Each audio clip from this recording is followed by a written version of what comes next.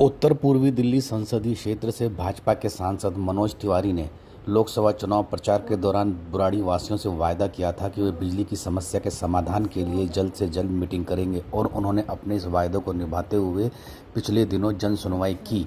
लेकिन अब यह जन सुनवाई चर्चा का विषय बन गई है, क्योंकि इस जन सुनवाई के बाद बुराड़ी विधानसभा क्षेत्र से विधायक संजीव झा ने भी सोशल मीडिया पर एक वीडियो जारी किया है, जिसमें वह जन सुनवाई के लिए सांसद मनोज तिवारी की तारीफ तो कर रहे हैं, लेकिन दिल्ली विकास प्राधिकरण के अधिकारियों द्वारा जन सुनवाई में नहीं पहुंचने पर कटाक्ष भी कर रहे हैं। दरअसल इस जन सुनवाई में दिल्ली सरकार के सभी विभागों के अधिकारी तो पहुंच गए, लेकिन दिल्ली विकास प्राधिकरण के अधिकारी नहीं पहुंचे, जबकि दिल्ली विकास प्राधिकरण ने ही बिजली के नए कनेक्शन देने पर प्रतिबंध लगा रखा है। ऐसे में खुद मनोज तिवारी इस बात को लेकर परेशान थे। अब विधायक संजीव झा ने भी इस पर सोशल मीडिया पर वीडियो जारी कर दिल्ली विकास प्राधिकरण की कार्यशैली पर सवाल उठाए हैं। उनका यह भी कहना है कि यह बेहद शर्मनाक है कि केंद्र सरकार के अधीन होने के बावजूद डीडीए के अधिकारी अपने सांसद की बात नहीं सुन रहे हैं। विधायक संजीव झा ने कहा कि खुद सांसद दिल्ली विकास प्राधिकरण के खिलाफ घेराव की बात कर रहे हैं। विधायक ने कहा कि अगर घेराव होगा तो वह खुद मनोज तिवारी के साथ मिलकर डीडीए का घेराव करने को तैयार है। सभी क्षेत्रवासियों को मेरा नमस्कार। आज हमारे माननीय सांसद मनोज तिवारी जी बुराड़ी में जो बिजली की समस्या है, डीडीए के एनओसी का जो समस्या उत्पन्न हो रही है, उसके समाधान को लेकर के आज बुराड़ी आए।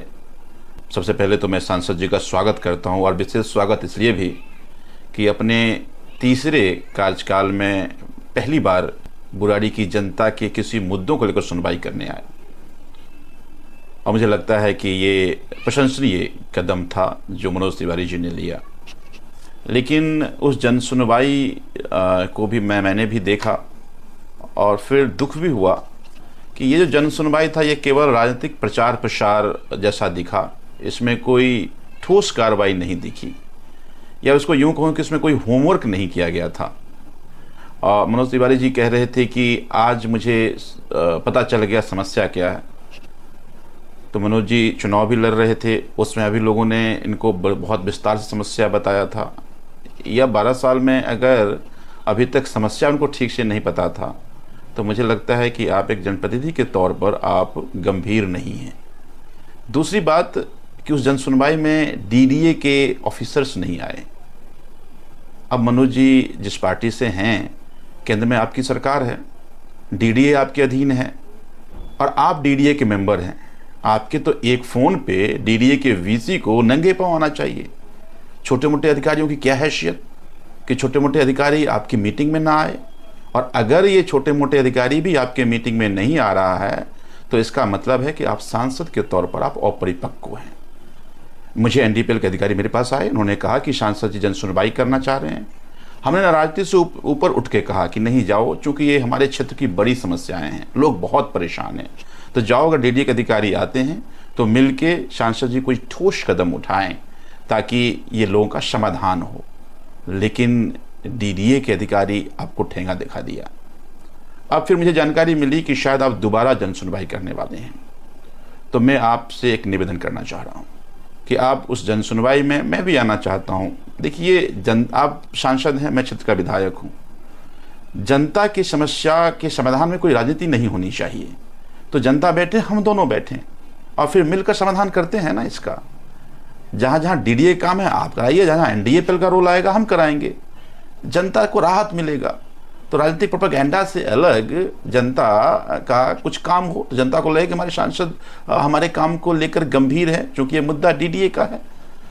तो आज देखिए, आपने कहा कि समस्या की ठीक से जानकारी मिली, पर पूरे जो मैंने आपका जनसंवाद देखा उसमें भी अभी भी ठीक से आपको समस्या समझ में नहीं आई। 3 तरह की समस्याएं हमारे इलाके में सांसद जी। पहला समस्या कि जो हमारा अनऑथराइज कॉलोनी है जो पीएम उदय के अंदर है, वहाँ भी डीडीए कहती है एनओसी दो।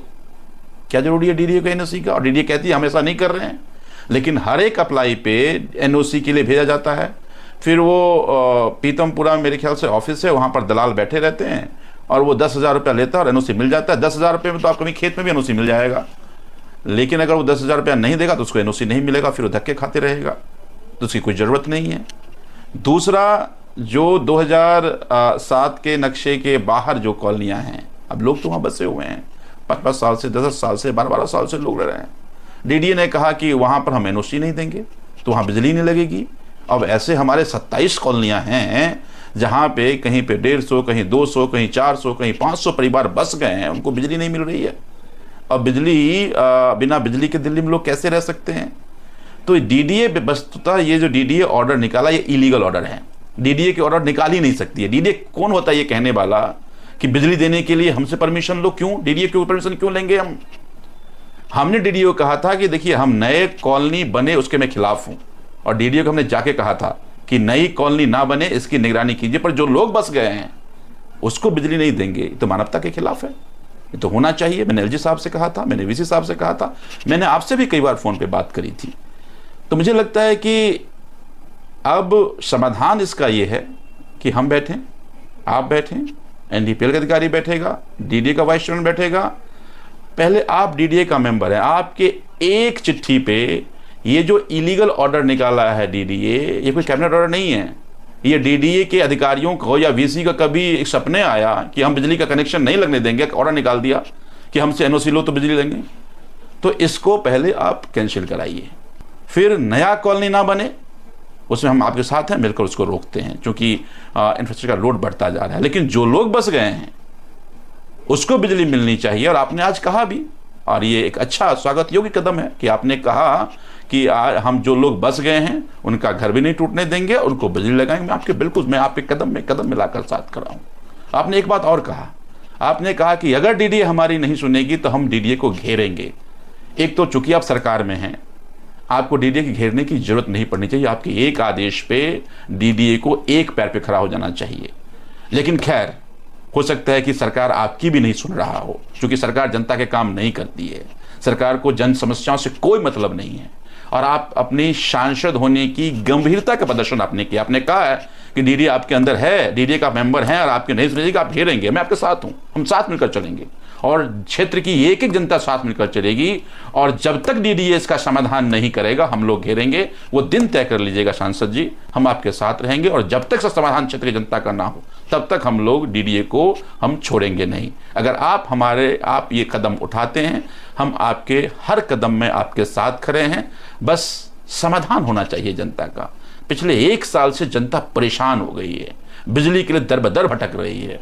भ्रष्टाचार का आलम दुकान खुल गया है। वो डीडीए कहाँ दुकान है, वो एनडीपीएल के यहाँ भी दुकान है। पर ये दुकान इसलिए खुला चूंकि एनडीपीएल ने अपने गैर कानूनी तरीके से एक आदेश निकाल दिया।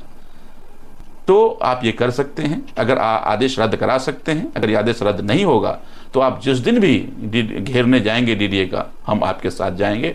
और फिर से मैं आपको धन्यवाद करता हूं कि आज कम से कम जन सुनवाई के लिए हमारे क्षेत्र में तो आए। ऐसे ही जनता की समस्याओं को सुनते रहिए, और जहां कहीं भी हमारी जरूरत पड़ेगी जनता के समस्या का समाधान के लिए, विकास के काम के लिए, मैं आपको आश्वासन देता हूं सांसद जी कि हम कदम में कदम मिलाकर आपके साथ खड़े रहेंगे। जय हिंद। दीपक गुप्ता जी, बुराड़ी विधानसभा क्षेत्र में बिजली के नए कनेक्शन एक गंभीर समस्या बनी हुई है। हजारों लोग सफर कर रहे हैं, लेकिन इस पर ना तो प्रशासन ध्यान दे रहा है और ना कोई जनप्रतिनिधि। देखिए, ये बिल्कुल सच्चाई है। 1-1.5 साल से बुराड़ी विधानसभा के अंदर ये समस्या बनी हुई है, और कई हजार लोग सफलर हैं। लोग इधर से उधर धक्के खाते रहते हैं, कभी पार्षद के पास जाते हैं, कभी विधायक के पास जाते हैं, कभी एमपी के पास जाते हैं, लेकिन समाधान उनको कहीं भी अभी तक दिखाई नहीं दे रहा है। और ये जब भी जाते हैं तो एनडीपीएल ऑफिस से कह देते हैं कि आप एनओसी लेके आओ डीडीए की। डीडीए कहती है हमने कोई भी ऐसा लिख के नहीं दिया हुआ कि हमें एनओसी की जरूरत पड़ेगी, क्योंकि पीएम उदय की जो रजिस्ट्रियां हो रखी हैं, प्रधानमंत्री की जो रजिस्ट्रियां हो रखी हैं, उनकी रजिस्ट्रियों के ऊपर भी उन्होंने ऑब्जेक्शन लगा दिया है कि आप इस रजिस्ट्री के ऊपर भी आपको एनओसी लेकर आनी पड़ेगी। तो ये 1639 कॉलोनियां जो रेगुलाइज की लिस्ट में है पुरानी, और उसके बावजूद भी लोग परेशान हैं। तो आज दिल्ली के अंदर जो हालात हैं, बुराड़ी विधानसभा की जो समस्या है कि यहाँ के विधायक को अपने संज्ञान में लेके और हमारे सांसद साहब को संज्ञान में लेके इस पे मुद्दे पे बात करनी चाहिए, और एलजी साहब को भी देखना चाहिए कि ये समस्या एक इतनी विकट गर्मी जो आज 50 डिग्री तक जा चुकी है दिल्ली के अंदर, और उसके बावजूद लोग के घर के अंदर लोगों के घरों में बिजली नहीं है और पानी की भी समस्या आजकल बहुत ज्यादा चल रही है। तो बेचारे बिजली और पानी एक आज हर आदमी को इसकी जरूरत है। तो आज हालात बहुत ज्यादा खराब है और इसके लिए सांसद जी को हमारे एसजी साहब से बात करनी चाहिए और विधायक को अपने डीडी और इतने दिल्ली बोर्ड का जो भी इनके डायरेक्टर हैं उनसे बात करनी चाहिए कि भाई आप किस चीज की एनओसी मांग रहे हैं। मुझे आज एक चीज समझ नहीं आती, पूरी दिल्ली के अंदर जैसे आप शालीमार, पीतमपुरा, प्रशांत विहार, करोल बाग, आप कहीं चले जाइए, वहां झुग्गी पड़ी हुई है दुनिया भर की, डीडीए की लैंड के ऊपर पड़ी हुई है। उनके ऊपर कौन ऐसा आदमी है जो उनको बिजली मुहैया कराता है? बिजली का मीटर लग रहे हैं वहां पे लगाया था। अभी आप दूर मत जाइए, गांधी विहार चले जाइए, बुराड़ी वजीराबाद के पास में, वजीराबाद के पास वहां नई नई झुग्गियां बढ़ रही है, उनको मीटर लग रहे हैं बिजली के। तो कौन पास करा रहा है उसको? क्या वहां पे डीडीए से एनओसी ली जा रही है? मुझे नहीं लगता डीडीए से एनओसी ली जा रही होगी। तो कहीं ना कहीं कटघरे के अंदर बिजली विभाग इसके अंदर आता है और बिजली विभाग को ये जो तुष्टीकरण की राजनीति जो ये कर रहे हैं, बार बार पब्लिक को परेशान कर रहे हैं, ये डीडीए का नाम ले रहे हैं बार बार, ये इसको खत्म कर देना चाहिए। और पब्लिक इतनी परेशान है आज कि आने वाले समय में अगर ये हालात रहे तो केजरीवाल सरकार को उखाड़ फेंकेंगे ये, क्योंकि हालात दिन पे दिन खराब होते आ रहे हैं, पानी को लेके, बिजली को लेके, क्योंकि दिल्ली के अंदर सबसे ज्यादा नीड ही बिजली और पानी की है। तो मैं ये कहूंगा कि अपने अपने रोल को प्ले करें जितने भी नेता हैं और पब्लिक की जो समस्या है इसको दूर करें ताकि इनको समय पे बिजली और पानी मिल सके। धन्यवाद।